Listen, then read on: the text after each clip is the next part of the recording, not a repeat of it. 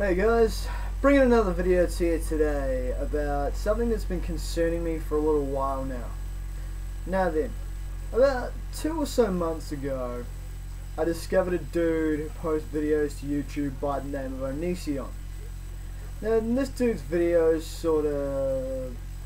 kind of interested me and consumed me in a way because of the content of them and the fact that the guy talks like he knows what he's talking about, but he really doesn't. But the thing I also noticed in the comment section of these videos was the disturbingly slavish loyalty of his fans and the people that follow him.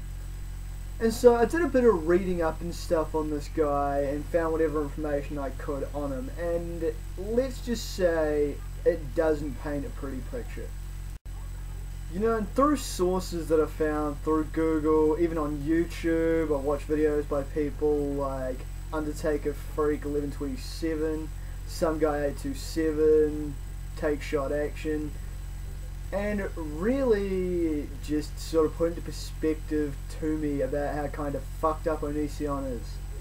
You know, rape jokes, jokes about 9/11, putting his personal life on the internet when he really shouldn't, manipulating people, abusing girlfriends, trying to turn his fans against said ex-girlfriends, just basically lying about a bunch of shit, and he just doesn't strike me as a very nice person.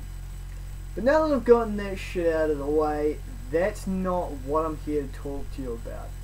What I'm here to talk about is to do with, like I said, a lot of his fans seem to have a really disturbingly slavish devotion to this guy. This, coupled with the fact that Onision likes to make advice videos for his followers, and yeah, the results are kind of less than pretty. Now look, it's a pretty commonly known fact that Onision's fan base is mostly young teenagers aged 13 to 17, boys and girls. And as we all know, your teen years are never easy, and you know, if we can find someone to sort of guide us along the way, then we'll take it. I've been a teenager, obviously, and I was in the same boat, you know, always looking for someone to sort of point me in the right direction. And Greg seems to be that kind of person, you know. He seems to be the easy fix. He seems to be the friend of these people. And naturally, you know, pretty face, you know, pretty enticing to teenage girls. And his own ability to manipulate others is quite freaky. But obviously it makes him, you know, an attractive person to look to for advice. And the thing that scares me most of all is the ease with which Onision manipulates people. The guy is very good at it, and he's very good at presenting a very one-sided point of view and making himself out to be just this innocent victim of everybody's bullying, be it other commenters on YouTube, or people on Tumblr, or people on Facebook, or people on Twitter, or even his ex-girlfriends and wives. And that's where I come to one of my first points, that if you're an Onision fan and you're watching this video, there's never just one side to a story. And for all I know, yeah, Greg may be right in some of the things he says and some of his defending himself, but there are a lot of other times where the dude simply is full of shit.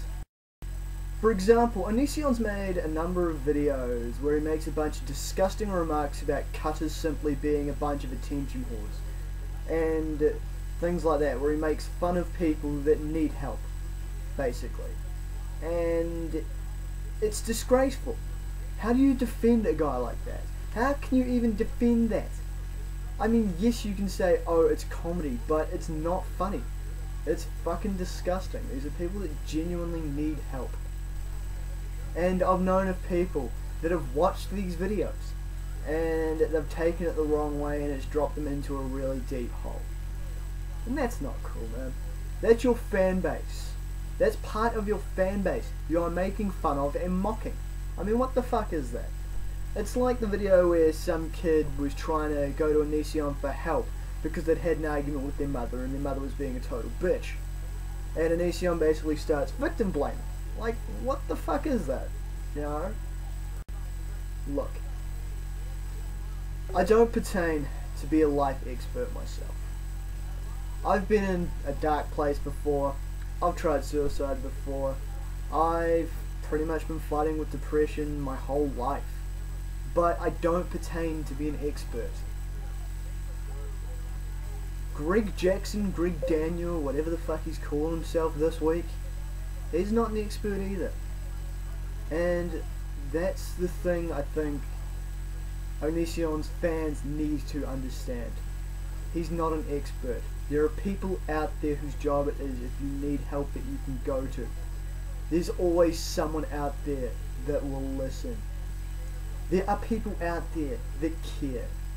And in spite of whatever bullshit he can make up to cover his tracks, Onision isn't one of them, and I'm sorry to say that if you're someone who looks up to Onision.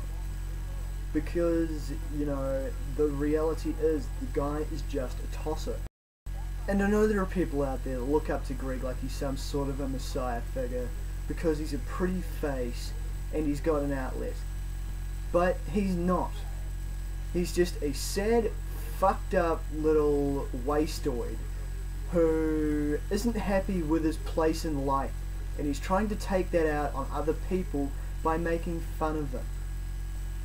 If you're the type of person that's affected by anything he says, be it a fan, be it just some random person coming across his videos, as one of the people he makes fun of, don't listen to the guy. Don't let it get to you, because he doesn't know what the fuck he's talking about. Go talk to a guidance counselor, go find an adult that will listen. Don't listen to some psychopathic little man-child on the internet. That's the worst thing you can possibly do, other than bottling up your problems. You're not a bad person. You're not as worthless as you may feel, and you're certainly not as worthless as Onision makes you feel. I'm Damien Skyfire. Till next time.